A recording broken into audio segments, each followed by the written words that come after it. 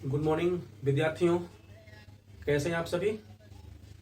तो मैं कौशल सिंह आप सभी को मेरे YouTube चैनल पे आपका स्वागत करता हूं। और आज से जो है हम शुरू करेंगे अपना अकाउंटेंसी का क्लास। तो बेटा अकाउंटेंसी में 3 पोर्शन है हमारा। पहला है पार्टनरशिप का, दूसरा कंपनी और तीसरा एनालिसिस ऑफ फाइनेंशियल स्टेटमेंट।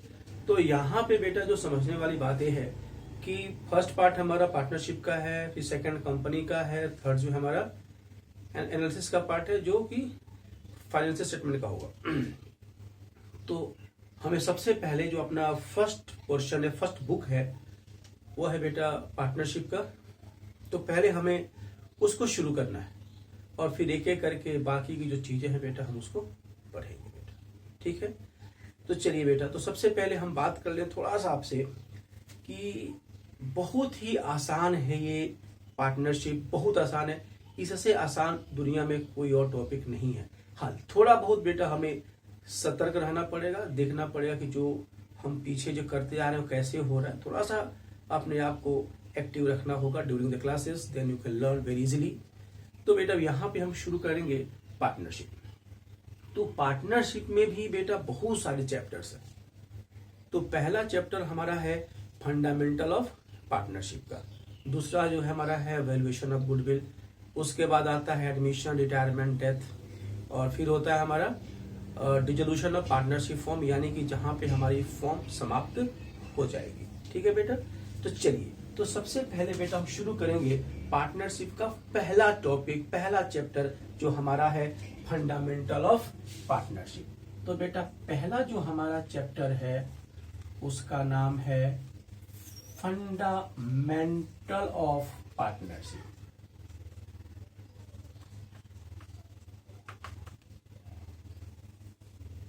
तो very easy, first topic is fundamental.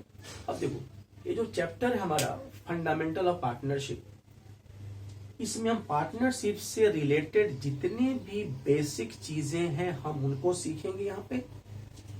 तो देखिए, आपको मैंने कहा था कि मेरा नाम है कॉमर्स गुरु, तो मैं आपको गुरु मंत्र देता रहूंगा during the classes. I will give you the गुरु मंत्रास। तो यहाँ पे मैंने इस चैप्टर को, जिसका नाम है फंडामेंटल ऑफ पार्टनरशिप, इस पूरे चैप्टर को बेटा मैंने 5 भागों में बांटा हुआ है, जिससे कि आपको बहुत आसानी हो। यानी कि ये 5 गुरु मंत्र हैं आपके लिए। तो फंडामेंटल ऑफ पार्टनरशिप के जो 5 बेटा मंत्र हैं, उसमें पहला मंत्र क्या है, पहले में हम क्या पढ़ेंगे।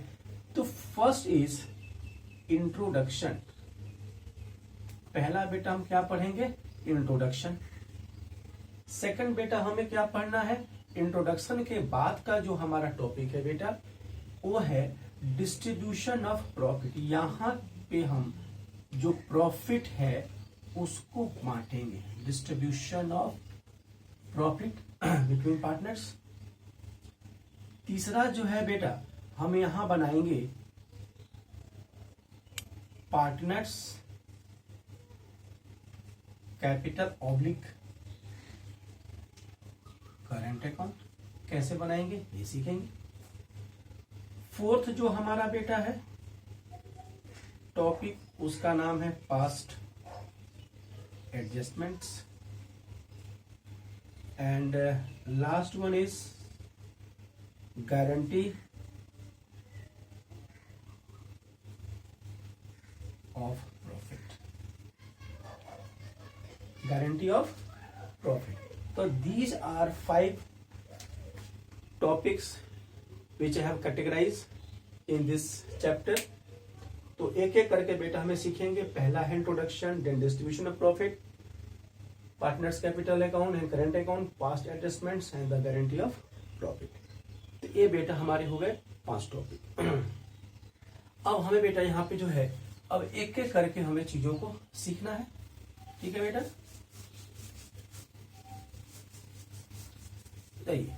तो पहला टॉपिक जो है हमारा इस चैप्टर में वो है इंट्रोडक्शन। तो इंट्रोडक्शन में क्या होगा, तो इंट्रोडक्शन में हम पढ़ेंगे कि what is partnership, features of partnership, what is partnership deed, and the importance of partnership deed and rules applicable in absence of partnership deed. इन सब चीजों को बेटा हम यहाँ पे पढ़ेंगे, ठीक है बेटा। तो यहाँ पे सबसे पहले बेटा हम शुरू करेंगे इंट्रोडक्शन पोर्शन। तो देखो इंट्रोडक्शन में बेटा सबसे पहले हमें पढ़ना है कि व्हाट इज पार्टनरशिप। देखो बेटा, तो इसको समझने के लिए अगर मैं आपको थोड़ा सा आपके पिछले क्लास में मैं लेके चलूं 11th क्लास में, तो बेटा वहां पे हमने पढ़ा था सोल ट्रेड के बारे में। इसके बारे में बेटा पढ़ा था हमने सोल ट्रेड। इसको बेटा हम हिंदी में कहते हैं एकाकी व्यापार। ये मेरे हिंदी मीडियम भाई के लिए भी होगा और जो भाई मेरे इंग्लिश मीडियम में पढ़ रहे हैं उनके लिए भी होगा। तो सोल ट्रेड हमने पढ़ा था बेटा। तो इसमें हमने क्या पढ़ा था कि एक व्यक्ति होता है, वही पूरा का पूरा पैसा लगाता है और वही जो है पूरा उसका लाभ एंजॉय करता है। सपोज पर he is Ramlal, is running business. तो अगर रामलाल अकेले कोई बिजनेस चला रहे हैं तो बेटा सोल ट्रेड होगा। लेकिन यहां पे हम किसके बारे में पढ़ रहे हैं बेटा? पार्टनरशिप। तो व्हाट इज पार्टनरशिप? तो पिछले साल हमने जो अकाउंटिंग की वो सोल ट्रेड के लिए की थी। अब इस बार जो अकाउंटिंग करनी है वो पार्टनरशिप के लिए करनी होगी। क्यों? क्योंकि हमें पार्टनरशिप पढ़ना है। तो चलिए, तो पार्टनरशिप का बेटा मतलब क्या होता है? मान लो कि रामलाल जी अकेले थे, अभी इनके साथ एक आदमी और आ गया। मान लो बेटा ये हो गए हरिलाल जी। कौन होगा बेटा? तो एक से भले दो। तो पहले एक व्यक्ति था, अब कितने व्यक्ति हो गए? 2 हो गए। तो जैसे ही एक के साथ दूसरा चला आता है बेटा, यही हो जाता है हमारा पार्टनरशिप। क्या हो जाता है बेटा? पार्टनरशिप। ये पार्टनरशिप क्या है? तो पार्टनरशिप जो है 2 या अधिक व्यक्तियों के बीच का एक रिलेशन है, एक संबंध है, जिसके तहत 2 लोग आपस में जुड़ते हैं और किसी व्यवसाय को करने के लिए सहमत होते हैं, जिससे कि उस व्यवसाय में हुए लाभों और हानियों को आपस में बांटा जा सके। तो यहाँ पे अब हम पार्टनरशिप आपको समझ में आ गई। 2 व्यक्तियों के बीच का जो रिलेशन होता है वही बेटा हमारा पार्टनरशिप होता है। तो चलिए अब यहाँ पे थोड़ा हम डिटेल से पढ़ेंगे कि व्हाट इज पार्टनरशिप। तो देखिए, भारत में पार्टनरशिप व्यवसाय को करने के लिए सरकार ने कानून बनाया है जिसका नाम है इंडियन पार्टनरशिप एक्ट 1932, यानी कि भारतीय साझेदारी अधिनियम 1932। तो 1932 के अनुसार ही हम इस साझेदारी को पढ़ेंगे। तो इसमें बेटा एक सेक्शन है, सेक्शन 4। तो सेक्शन 4 जो है वो पार्टनरशिप को डिफाइन करता है। अक्सर पूछा जाता है एग्जाम में, ऑब्जेक्टिव में, कि पार्टनरशिप की परिभाषा किस सेक्शन में या किस धारा में दी गई है। तो बेटा वो है सेक्शन 4, यानी कि धारा 4। तो धारा 4 में साझेदारी को डिफाइन कैसे किया गया है? तो उसमें कहा गया है 2 या 2 से अधिक। इसका बेटा मतलब है कि पार्टनरशिप में जो मिनिमम पर्सन होंगे वो 2 और मैक्सिमम की बात करेगा तो मैक्सिमम कहां तक? 50 तक। यानी कि जब 2 या 2 से अधिक व्यक्ति मिलकर किसी व्यवसाय को लाभ और हानि बांटने के लिए सहमत होते हैं या किसी व्यवसाय को लाभ और हानि बांटने के लिए करते हैं, तो उसे व्यवसाय को ही हम साझेदारी कहेंगे। यानी कि साझेदारी में क्या होता है कि 2 या अधिक व्यक्ति मिलकर लाभ हानि बांटने के उद्देश्य से जब किसी काम को करेंगे, किसी व्यवसाय को करेंगे या किसी काम को करने पर सहमति करेंगे, सहमत होंगे, तो वही साझेदारी होती है। तो साझेदारी में मिनिमम 2 और मैक्सिमम की बेटा बात करेगा तो होगा 50। 50 से ज्यादा साझेदारी में मेंबर नहीं हो सकते। और मिनिमम कितने होंगे? 2। तो साझेदारी की परिभाषा बेटा आपने जान ली। अब है कि हु इज पार्टनर? साझेदार कौन होता है? तो देखो, पार्टनर वह होता है जो इस पार्टनरशिप में शामिल होता है। यानी कि रामलाल और हरिलाल जितने भी पर्सन इस व्यवसाय में हैं वही पार्टनर होंगे। यानी कि साझेदारी व्यवसाय में जितने भी व्यक्ति होते हैं या कहें कि सदस्य होते हैं, उन्हीं को हम व्यक्तिगत तौर पे साझेदार कहते हैं। और वहीं बेटा अगर इनको हम सामूहिक कर ले, अलग अलग रामलाल साझेदार हैं, हरिलाल साझेदार हैं, लेकिन टुगेदर दोनों बेटा जब इकट्ठे हो जाएं तो यही बेटा बन जाते हैं फॉर्म। यानी कि all the members in partnership business individually known as partner and collectively known as firm. यानी कि व्यक्तिगत तौर पे ये साझेदार होते हैं और सामूहिक रूप से बेटा ये फर्म होते हैं। और एक चीज, और जिस नाम से ये बिजनेस को चलाएंगे उसी को हम व्यवसाय का नाम कहते हैं, फर्म का नाम कहते हैं। जैसे XYZ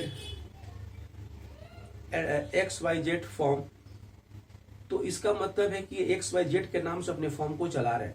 तो जो नाम है XYZ, यही बेटा इनके फर्म का नाम होगा और इसी के अंतर्गत ये अपने व्यवसाय को रन करेंगे। तो यहाँ बेटा हमने जाना धारा क्या होती है, साझेदारी क्या होती है, साझेदार क्या होता है, फर्म क्या होती है, कितने मेंबर हो सकते हैं। अब बेटा हमें आगे पढ़ना है इस पार्टनरशिप के फीचर्स के बारे में। आइए बेटा, अब यहाँ पे इससे इंट्रोडक्शन पोर्शन के अंतर्गत बेटा हम पढ़ेंगे फीचर्स ऑफ पार्टनरशिप, यानी कि बेटा विशेषताएं, फीचर्स ऑफ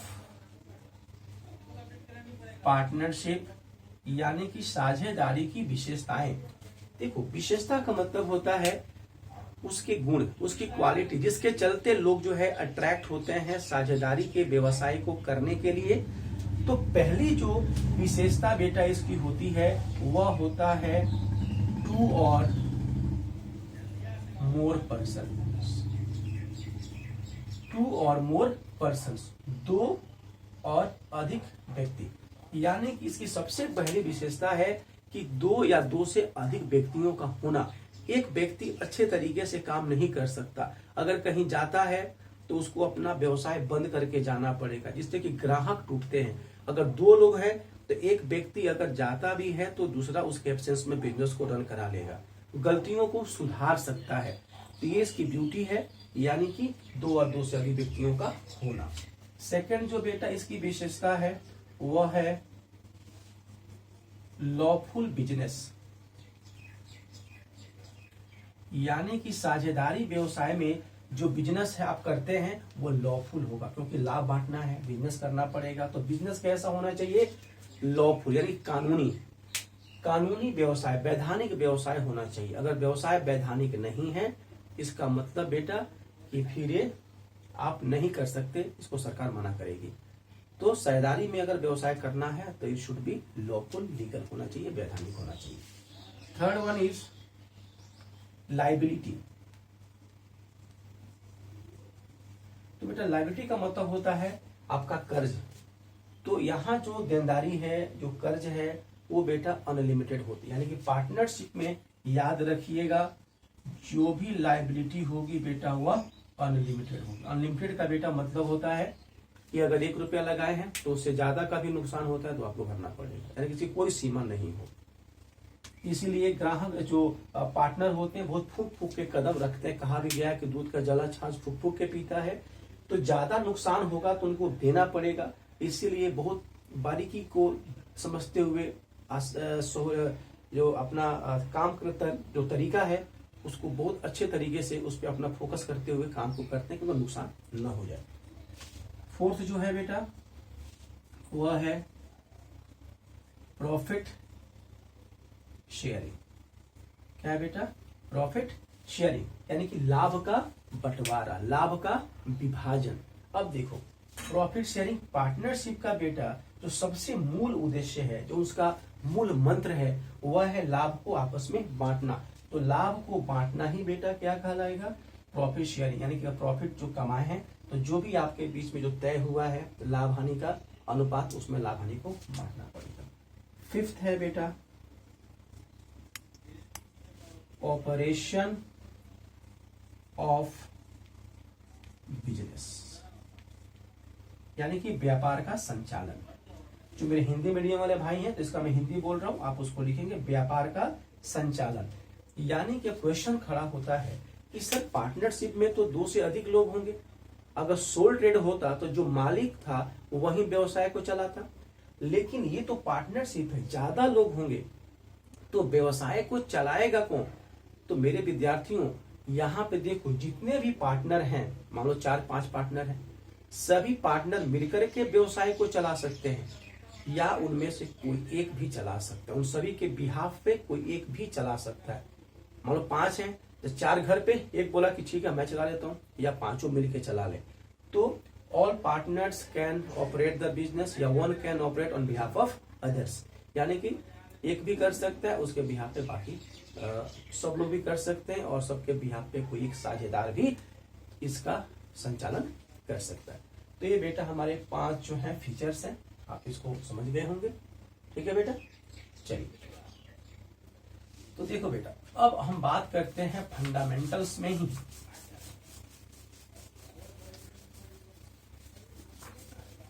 ये देखो बेटा, अब है कि पार्टनरशिप क्या है, इसको तुम समझ गए।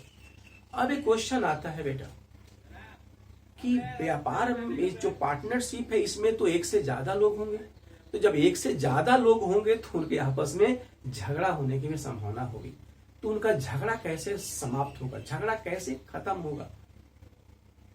तो देखो बेटा, तो इसीलिए साझेदारों के बीच में जो लड़ाई है, झगड़ा है, उसकी होने की संभावना ज्यादा होती है। तो इसीलिए इन सभी झगड़ों से बचने के लिए पार्टनरशिप में एकमात्र डॉक्यूमेंट तैयार किया जाता है। पार्टनरशिप में एकमात्र डॉक्यूमेंट तैयार होता है, और उसी डॉक्यूमेंट का बेटा नाम है पार्टनरशिप डीड। क्या नाम है बेटा इसका? Partnership deed. इसको पार्टनरशिप अग्रीमेंट भी बोलते हैं बेटा। इसको हिंदी में हम कहते हैं साझेदारी संलेख। क्या कहते हैं बेटा इसको? साझेदारी संलेख। यानी कि पार्टनरशिप में केवल एक ही डॉक्यूमेंट प्रिपेयर होता है, वो है पार्टनरशिप डीड। इसके अलावा कोई दूसरा डॉक्यूमेंट तैयार नहीं होता है। तो अब क्वेश्चन है सर पार्टनरशिप डीड क्या है? देखो, तो पार्टनरशिप बिजनेस को अच्छे तरीके से चलाने के लिए उसके जो नियमों को तय किया जाता है, वही नियम बेटा डीड कहलाते हैं। कि कैसे व्यापार चलेगा, कौन कितना कैपिटल लगाएगा, कौन क्या देखेगा। तो व्यापार की गतिविधियों से संबंधित जो नियम तैयार होते हैं, उसी को बेटा हम पार्टनरशिप डीड कहते हैं। तो पार्टनरशिप डीड जो है व्यापार को संचालित करने से संबंधित नियमों का एक समूह होता है। इसमें बहुत सारे नियम होते हैं, और उसी के आधार पर पार्टनरशिप डीड को पार्टनरशिप बिजनेस को चलाया जाता है, और इसी को हम समझौता भी कहते हैं। अब क्वेश्चन आता है सर कि पार्टनरशिप जो डीड है, क्या वो लिखित हो सकता है कि मौखिक? देखो, वैसे तो 2 होता है, लिखित और मौखिक, रिटन और ओरल। यानी partnership deed can be written और ओरल, लिखित भी हो सकता है और मौखिक भी। लेकिन तीसरा पहलू भी हो सकता है, इसको हम बोलते हैं जेस्चर में, हाव भाव में। जेस्चर में होता है, पोस्चर में, हाव भाव के द्वारा हम उसमें, हमने कोई चीज बात आपको कही, आपने सर हिला दिया, तो ये भी एक तरह के आता है। लेकिन किताब में आपके 2 तरीके का मिलेगा, रिटन और ओरल, तो आप वही 2 पे चले। तो partnership deed can be written और ओरल।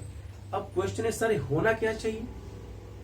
देखो बेटा, मुंह की बातों को आप कहीं प्रमाणित नहीं कर सकते। सपोज करो कि पार्टनर के बीच में कल को कोई झगड़ा हो गया और कोर्ट में गए, और कोर्ट कहता है कि ठीक है आप अपना एग्रीमेंट दिखाओ, तो बेटा जो ओरल है आप उसको नहीं दिखा सकते। इसलिए ओरल या मौखिक, ओरल या रिटन कुछ भी हो सकता है, लेकिन आपका रिटन अगर है तो ज्यादा बेहतर है, आप उसको प्रमाणित कर सकते हो।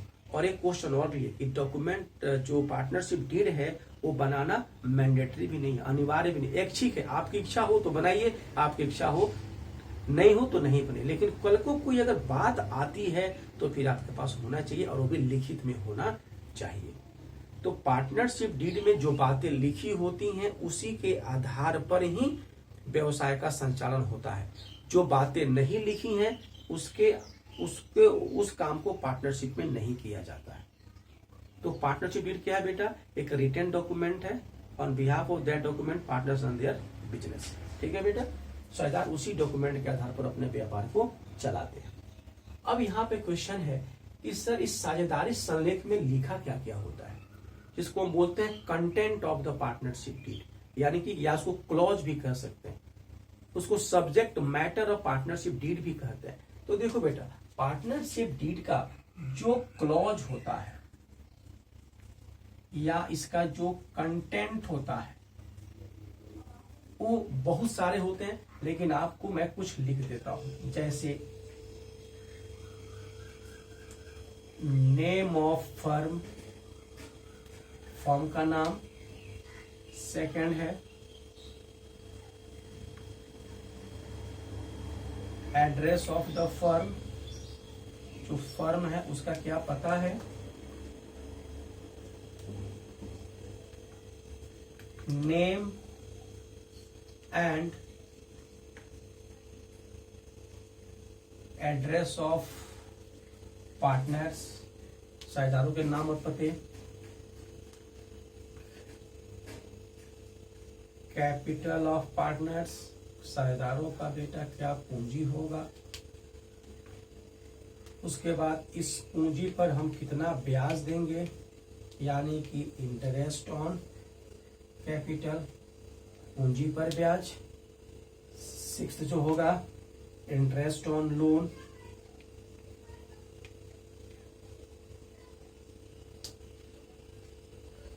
Profit sharing ratio,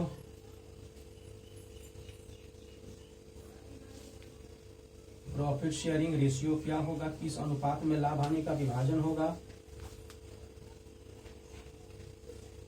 operation of the business कौन चलाएगा, ऑपरेशन ऑफ द बिजनेस। तो बहुत सारे बेटा इसके कंटेंट हो सकते हैं। इसके बाद हो सकता है पार्टनर्स का सैलरी कमीशन, कितना सैलरी देना है, कितना कमीशन देना है, बोनस कितना देना है, इन सब चीजों को भी बेटा हम यहाँ पे कर सकते हैं। तो ये जो है बेटा पार्टनरशिप डीड के कंटेंट्स है, ठीक है, कोई दिक्कत नहीं है। चलिए अब बेटा इसमें कभी कभी क्या होता है कि पार्टनरशिप डीड आपने बनाई नहीं। ऐसा होता है ना कि पार्टनर मिले, वो जल्दी में थे, बोला कि यार चलो बिजनेस शुरू करते हैं, बिजनेस शुरू कर लिया और डीड बनाया नहीं। ये डीड बनाया नहीं पार्टनरों ने और बिजनेस करना शुरू कर दिया। अब अचानक कल को उनके मन में कोई लालच आ गई, आपस में कन्फ्लिक्ट हो गया, झगड़ा हो गया, वे लोग कोर्ट में पहुंच गए कि भैया हम लोग पार्टनरशिप शुरू किए थे और हमारे बीच में झगड़ा हो गया। तो जो जज है वो सबसे पहले बोलेगा ठीक है दादा, you just give me your document. आप तो कहोगे जी हम तो डॉक्यूमेंट बनाए नहीं थे, बस ऐसे ही हम लोग बिजनेस शुरू कर लिए। तो आपने क्या कहा, क्या एग्रीमेंट किया था आपस में, उसको कोर्ट नहीं मानेगा। तो उसके एब्सेंस में, यानी कि पार्टनरशिप डीड अगर नहीं है तो उसको बोलेंगे एब्सेंस ऑफ पार्टनरशिप डीड, यानी कि साझेदारी संलेख का अभाव। अगर साझेदारी संलेख आपने नहीं बनाया है, उसका अभाव है, तो उस कंडीशन में आपका पहले किया गया करार मान्य नहीं होगा। उस कंडीशन में कोर्ट जो है अपना अलग वक्तव्य दिया है, उसको हमें समझना है कि अगर पार्टनरशिप डीड नहीं है तो उसमें कौन से रूल एप्लीकेबल की होंगे। तो rules applicable in absence of partnership deed. तो देखो बेटा, अगर पार्टनरशिप डीड का एब्सेंस है, ठीक है बेटा, absence of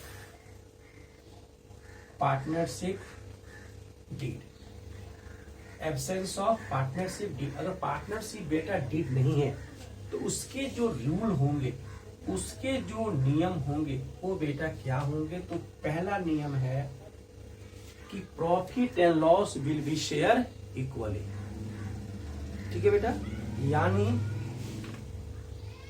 profit and loss will be distributed equally।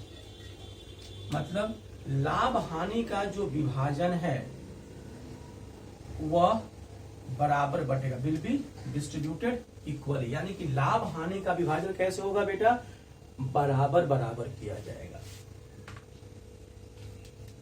No interest on capital. आपने अगर पूंजी लगाया है तो उस पूंजी पर बेटा कोई भी ब्याज नहीं मिलेगा आपको। No salary commission to partners, यानी कि पार्टनर्स को कोई भी सैलरी कमीशन नहीं मिलेगा। Fourth, interest on loan will allowed at the rate 6% per annum, यानी कि interest on loan will be allowed at the rate of 6% per annum, 6% वार्षिक के दर से ब्याज दिया जाएगा। फिफ्थ बेटा क्या है, all partners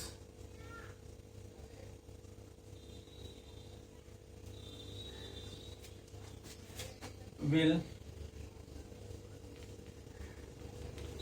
operate, all partners will operate the business। ठीक है बेटा, तो प्रॉफिट लॉस को इक्वली बांटेंगे, no interest on capital, no salary commission to partners, interest on loan allowed 6% per annum and all partners will operate the business. सभी साझेदार जो हैं वो पार्टनर्स जो बिजनेस है उसको रन करेंगे। यानी कि बेटा अगर साझेदारी संलेख नहीं बना है तो उस केस में हमारा क्या नियम होगा। देखिए, rules applicable in absence of partnership deed, साझेदारी संलेख के अभाव में जो नियम लागू होते हैं वो पहला नियम है बेटा कि profit and loss will be distributed equally, लाभ और हानि का बंटवारा बराबर बराबर हो जाएगा। हो सकता है पहले आपने 3-2 कहा हो, 3:2 का रेशियो कहा हो, लेकिन अब नहीं, अब सरकार बोलेगी, गवर्नमेंट बोलेगी, या वही जो गवर्नमेंट ने बोला हुआ है, जो कोर्ट ने कहा है, उसी को रूल बना करके पार्टनरशिप एक्ट में डाल दिया गया है। तो वहां पे इक्वली बटेगा, 1:1 की रेशियो बटेगा। नो इंटरेस्ट ऑन कैपिटल, आपने चाहे कितना पूंजी लगाया हो, कोई मतलब नहीं, कोई भी पैसा आपको नहीं मिलेगा, कोई कमीशन, चाहे आपने कितना भी काम कर रहे हो, एक पार्टनर घर पे सो रहा है, आप काम कर रहे हो, फिर भी बेटा नो सैलरी, नो कमीशन। हाँ, लोन अगर लिया है, चाहे पार्टनर नहीं क्यों ना दिया हो या बाहर से उठाया हो, 6% के हिसाब से बेटा मिलेगा। और all partners will operate that, ये सभी जो पार्टनर हैं उसको संचालित करेंगे व्यवसाय को। तो आज बेटा हमने पढ़ा पार्टनरशिप क्या होती है, पार्टनर क्या होते हैं, फॉर्म क्या होती है, फॉर्म का नाम क्या होता है, डीड क्या होती है, क्या उसके कंटेंट्स क्या होते हैं, लिखित हो सकता है कि मौखिक हो सकता है, और उसके कौन कौन से रूल होते हैं अगर पार्टनरशिप डीड नहीं बना है तो ये बहुत ईजी है, आप बुक्स में ही पढ़ेंगे तो बहुत आसानी से आपको समझ में आ जाएगा। और जो इंट्रोडक्शन पार्ट हमारा है बेटा वो आज खत्म हो गया है। कल आपको मैं वीडियो डालूंगा जिसमें कि अब न्यूमेरिकल पोर्शन हम शुरू करेंगे, जहां से आपको बहुत मजा आएगा, जहां पे प्रॉफिट का डिस्ट्रीब्यूशन होगा, यानी कि पीएल एप्रोप्रिएशन अकाउंट हम बनाएंगे। 11th में आपने पीएल अकाउंट पढ़ा था, यहाँ पे पीएल एप्रोप्रिएशन अकाउंट पढ़ेंगे, कैसे बहुत इजी गोइंग आपको बताऊंगा मैं।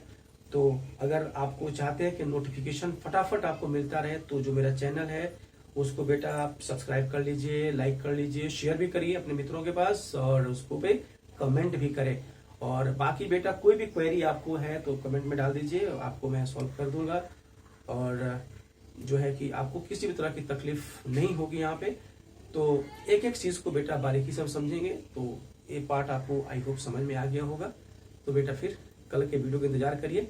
थैंक यू, धन्यवाद।